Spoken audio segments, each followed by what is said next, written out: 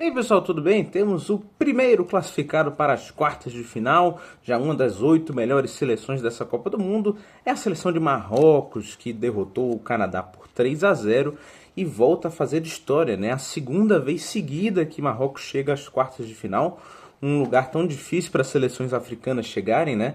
É apenas a quinta vez na história que isso acontece, e Marrocos é a primeira seleção africana a fazer isso pela segunda vez, né? Camarões foi a primeira a conseguir, com a chegada nas quartas de final em 1990. Senegal, em 2002, conseguiu esse feito também. Gana, em 2010, naquele épico confronto contra o Uruguai.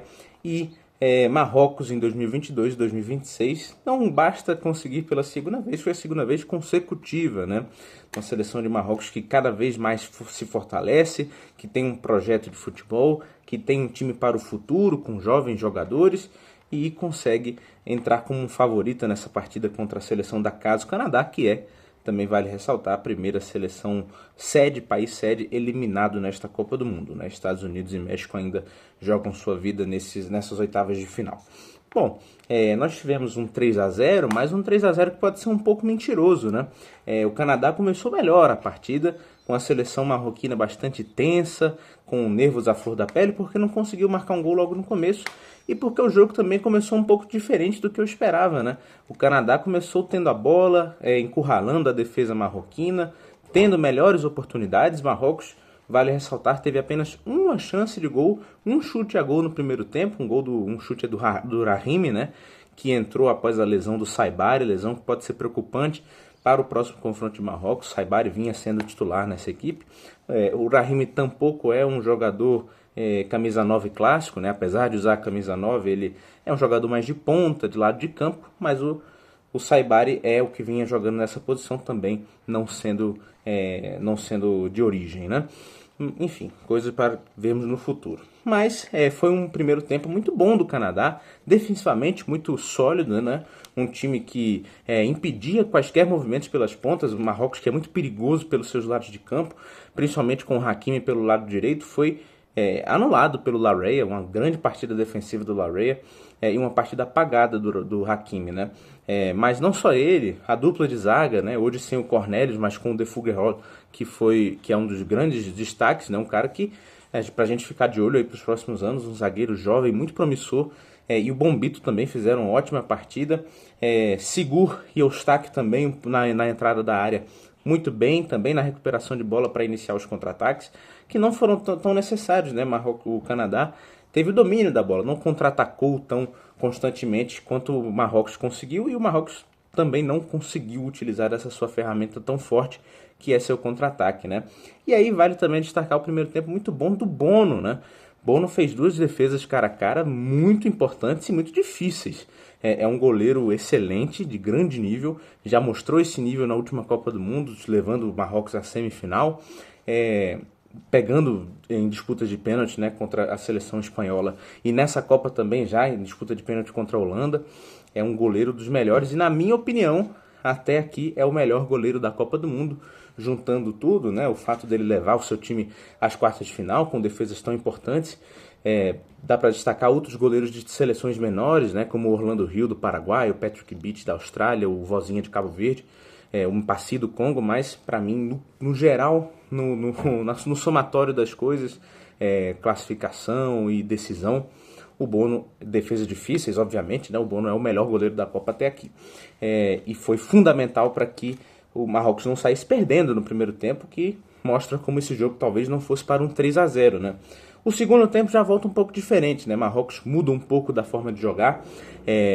Começou o jogo com três meias, os três bastante construtores, né? O Boadi sendo forçado muitas vezes a ser o cara destrutivo. O que ele faz é mudar a forma de contra-ataque. Ao invés de puxar por esse meio e avançar depois pela lateral, geralmente o contra-ataque vinha sendo iniciado pelas laterais, já que é uma parte um pouco mais exposta da seleção do Canadá, que precisava que um jogador viesse fazer a dobra junto com o lateral marcador, né? Assim surgiram as melhores chances do Marrocos no segundo tempo, e também a chance do gol, né? O primeiro gol sai numa falta, justamente marcada em cima do Brahim Dias pelo lado direito, após uma jogada de contra-ataque dessa forma, e Hakimi cobra a falta para o Unai na entrada na área, com uma ótima movimentação do El Ainaoui, que tira a marcação da frente para o chute ficar mais claro para o Unai, e ele marca o primeiro gol da partida. Depois, em um lance também de contra-ataque, o Unai vai receber a bola do Brahim Dias com o goleiro batido e marca o segundo gol. O Unai, segundo a transmissão, eu confesso que não tenho esse dado, mas estou confiando no dado aí do Lucas Pedrosa da Cazé TV, de que seria o primeiro jogador africano a fazer 2 gols numa mesma partida. É um dado muito importante, muito grande, né? Para um jogador que foi um dos principais, para mim, talvez o grande destaque de Marrocos na Copa passada, um ótimo meia, que não deu o salto que eu esperava, pelo menos, né?